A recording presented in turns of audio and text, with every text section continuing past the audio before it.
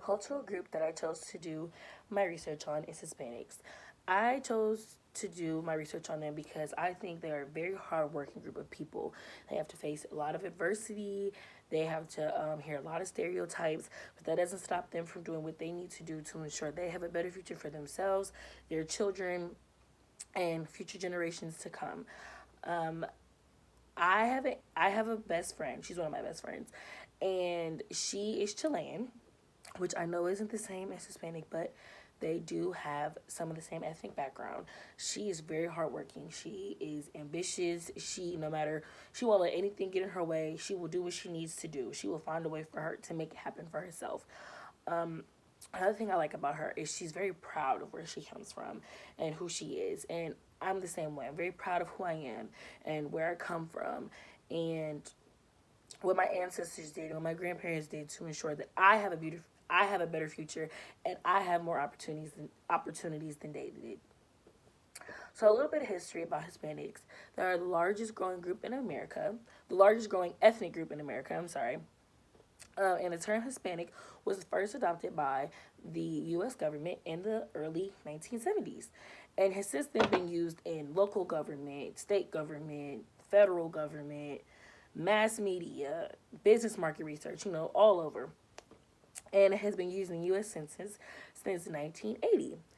Because of the popularity of Latino in the western portion of the United States, the government adopted this term as well in 1997 and also used it in the 2000 census. Other Hispanic groups like Puerto Ricans didn't migrate over to the U.S. but were absorbed into the U.S. during the expansion of the late 19th century. September 15th, 1988 marks the first day of Hispanic Heritage Month, and it first came about to commemorate the celebration of independence of five Latin American countries, which are Costa Rica, El Salvador, uh, Guatemala, Honduras, and Nicaragua. I think that's how you say it. I could be pronouncing it wrong. Also, Mexico celebrates their Independence Day on September 16th, and Chile celebrates their Independence Day on September 18th, according to Augusta University. So, some signifiers that make members of this culture so recognizable, like I said before, is their hard work and their ambition. Whenever someone drives past a construction zone, you will always see Hispanic people doing the long hours out there on the road, whether it's rain, hail, sleet, snow, and that's working conditions because they're outside, and whatever the weather is, they just have to kind of adapt to what the weather is that day.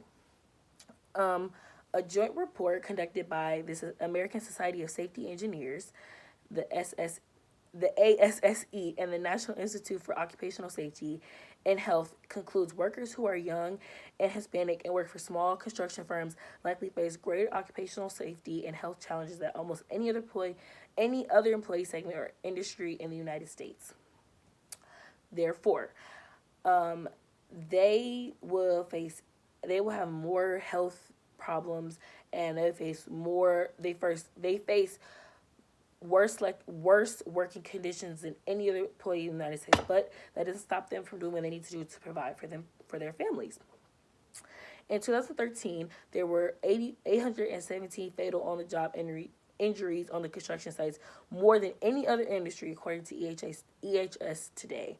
So that means there are only 365 days in a year. So that means every day there were a fatal injury that someone faced. So I know me personally, if I was working, I would be like, no, this job is not worth risking my life. But these people risk their lives to work, simply just to work, and it's not like they're, you know, it's not most of them. It's not like most of them are firefighters or policemen. Those are people who really risk their lives to make sure our community is safe. They're doing jobs like construction.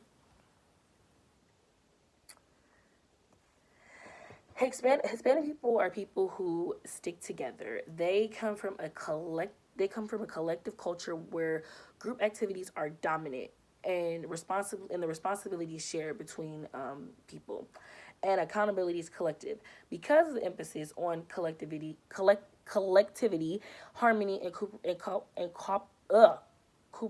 cooperation, sorry, can't talk, among the group tends to be emphasized more than individual function and responsibility. Gun Cuts 1998, according to Gun Cuts 1998. So, I think it is very important for an ethnic group to stick together, especially being in America, because we all, people who are in the same ethnic group do hear a lot of stereotypes. They do face a lot of diversity. They will hear a lot of racial slurs and and face a lot of racial discrimination, whether it's in the workplace or everyday life. So I think it's very good for them to stick together and, make sure that everyone knows, like, hey, we're all in this together and we're going to get through this.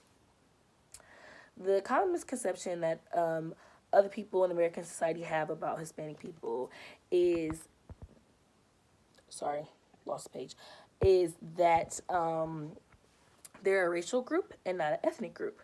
There's a big difference between race and ethnic.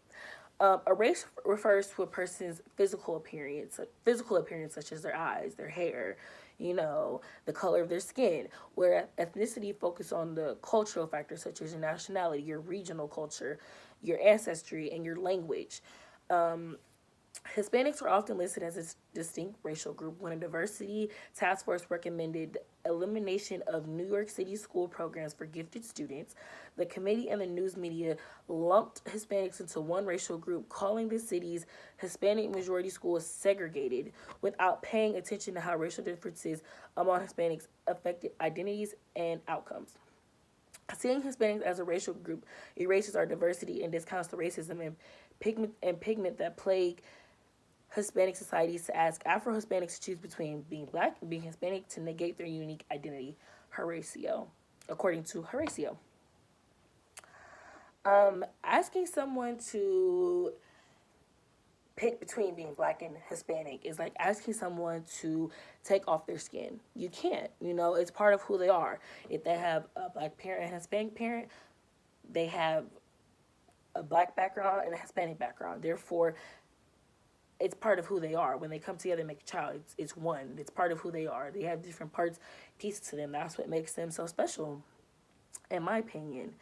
One of the wow moments for me that I learned about Hispanic people is that they actually have a deeper North American roots than some Americans that have a European background, which I've like, that's so cool to me, honestly. Never knew that. Learn something new every day. Hispanics, including Mesios, indigenous and Afro-descended people from the area today are known as Mexico. They explored North America almost a century before the British founded Jamestown, according to Planis. Yeah. I would have guessed that they've been in this country for a while, because growing up, all I learned about is Europeans and how they came over here, and Christopher Columbus sailed the ocean blue in 1492. So that's something that's very interesting to me. Another wow moment for me was that Mexican American studies were banned in Arizona. Following allegations that an experimental Mexican American studies curriculum in Tucson, Arizona, politicized students, Republican politicians passed legislation to shut it down. Under pressure from state officials, the local Board of Education dismantled the program, credited by independent researchers with boosting student achievement and fostering critical thinking skills. A lawsuit challenging the legislation has been appealed to the Ninth U.S. Circuit Court of Appeals, according to Planis as well. I don't think it was right for them to ban Mexican American studies. I think everyone should learn about their background, because it's part of you. Like I said, that's what makes you you, is your background. That's what separates African Americans from Europeans, and that's what separates Europeans from French people, and French people from Asian people from Chinese, and so on and so forth. So to ban their studies is not fair to them. That's depriving them of an education, of a historical education on who they are, and I don't think that's fair. Thank you for watching.